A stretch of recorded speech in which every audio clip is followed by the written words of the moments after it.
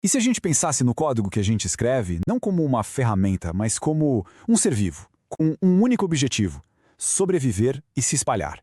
É uma ideia fascinante, olhar a evolução do software não pelos nossos olhos, mas pelos olhos do próprio código. Ricardo, você e suas grandes ideias. Um ser vivo. Na prática, código é só texto. O que interessa é se ele resolve o problema e se é fácil de manter. Mas ok, vamos ver onde essa sua analogia nos leva. Exato. A ideia não é minha. Vem de um artigo que propõe exatamente isso: aplicar a seleção natural de Darwin ao software. O código que vence não é necessariamente o melhor ou o mais rápido. É o que consegue ser copiado e adaptado com mais facilidade. Certo, entendi. É como um meme. O meme mais engraçado nem sempre é o que viraliza. O que viraliza é o mais fácil de compartilhar e adaptar. Então estamos falando de código viral? Exatamente. Então, vamos seguir essa linha de raciocínio. Se o código tivesse uma agenda própria, o que ele faria para sobreviver? Como ele nos convenceria a escolhê-lo, a usá-lo em novos projetos? Agora ficou interessante. Ele teria que ser, atraente. Teria que me convencer de que usar ele vai me dar menos dor de cabeça do que escrever algo do zero. Ele precisaria me seduzir, por assim dizer. E aí é que entra o conceito da classe egoísta. É uma referência direta ao gênio egoísta de Richard Dawkins. A teoria diz que as peças do software, como classes ou frameworks, evoluem como se o único interesse delas fosse a própria sobrevivência.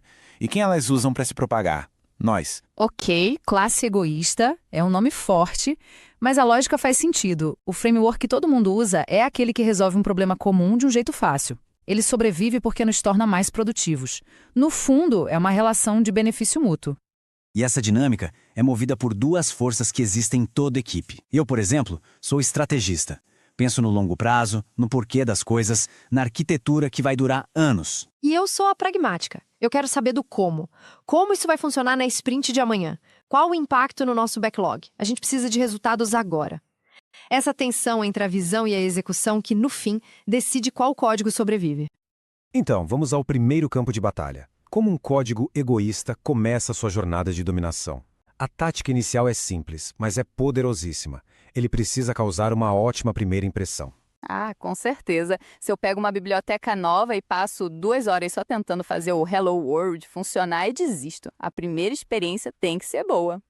Exato! É um movimento estratégico. Um código que funciona de primeira, sem esforço, cria uma conexão de confiança instantânea. Ele basicamente diz: pode confiar em mim, eu não vou te fazer perder tempo. Isso é a base para um relacionamento de longo prazo. Tá. Relacionamento de longo prazo é muito bonito, Ricardo. Mas na prática, o que isso significa? O que eu, como dev, preciso fazer para garantir que o meu código cause essa boa impressão? Não adianta filosofia. Preciso de um passo a passo. E o passo a passo é bem claro. Primeiro, padrões inteligentes. O código tem que funcionar com o mínimo de configuração possível. Segundo, um exemplo que funcione. Um copia e cola que mostre o valor dele em 30 segundos. E terceiro, instalação trivial. Um comando e pronto, sem drama. Perfeito! É a estratégia se tornando tática. A visão de confiança se traduz em ações que removem qualquer obstáculo inicial. Mas a primeira impressão não é tudo. Para sobreviver a longo prazo, o código precisa de outra arma: a simplicidade. Uma simplicidade enganosa, na verdade. A estratégia é esconder uma complexidade imensa por trás de uma fachada elegante e fácil de usar. Ai, a famosa abstração. É o sonho de todo dev, né? Uma ferramenta poderosa que é ridiculamente fácil de usar. Exato. O padrão para isso tem um nome interessante: baixa relação superfície e volume. Pense numa esfera. É o objeto com a menor área de superfície possível para o volume que ela contém. Um bom software é assim: uma interface externa mínima, a superfície, que esconde e controla uma complexidade interna gigantesca, o volume. Gosto da analogia. Em termos práticos, é uma API com poucos métodos, mas que fazem muita coisa. E o impacto disso é enorme. Boas abstrações se tornam um vocabulário que usamos para resolver problemas complexos. Elas nos dão uma alavancagem absurda. É como ter um superpoder que permite construir arranha-céus sem precisar entender a química do concreto. E na prática, a diferença é brutal. De um lado, você tem uma interface ruim, um painel de avião com 1000 botões expondo todos os detalhes internos. Do outro, uma interface boa, um único botão que faz a coisa certa. Adivinha qual código sobrevive? E aqui chegamos no ponto fundamental. Essa abstração, que parece uma ideia puramente estratégica e de longo prazo, na verdade é a forma mais pura de pragmatismo. Tenho que concordar. Uma boa interface economiza horas de trabalho e previne bugs. No fim do dia, o que parece ser uma decisão de arquiteto é o que mais ajuda quem está na linha de frente. É onde nós dois concordamos 100%. Certo. Então, nosso código foi escolhido, é simples de usar, mas a luta não acabou. O mundo muda, novos requisitos aparecem. Como ele evolui sem quebrar tudo que já existe e que funciona? Esse é o pesadelo de qualquer projeto legado. O medo de mexer em uma pecinha e derrubar o sistema inteiro. A solução é pragmática. Não se mexe no que está funcionando. A gente evolui, adicionando novas camadas. Criando wrappers, usando herança para estender, compondo funcionalidades, você envelopa o código antigo com coisas novas. É a chamada programação por diferença. A ideia é manter o núcleo estável e seguro enquanto a inovação acontece nas bordas. É a estratégia de sobrevivência mais segura. Mas, sabe, um código pode ser perfeito, estável, fácil de usar, mas se ninguém o conhece, ele morre. A última etapa da sobrevivência é a disseminação.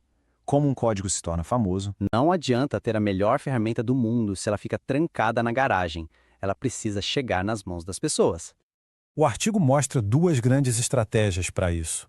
A primeira é fazer parte do time vencedor. É quando seu código vem embarcado numa plataforma de sucesso. Pensa nas bibliotecas da Microsoft com Windows. Elas já vinham no pacote da vitória. E a outra estratégia é mais direta. A primeira dose é de graça. Você distribui seu código de graça, cria uma base de usuários gigantesca e depois vê como monetizar. Foi a estratégia da Netscape, por exemplo. E o exemplo perfeito de quem usou as duas de forma genial foi o Java.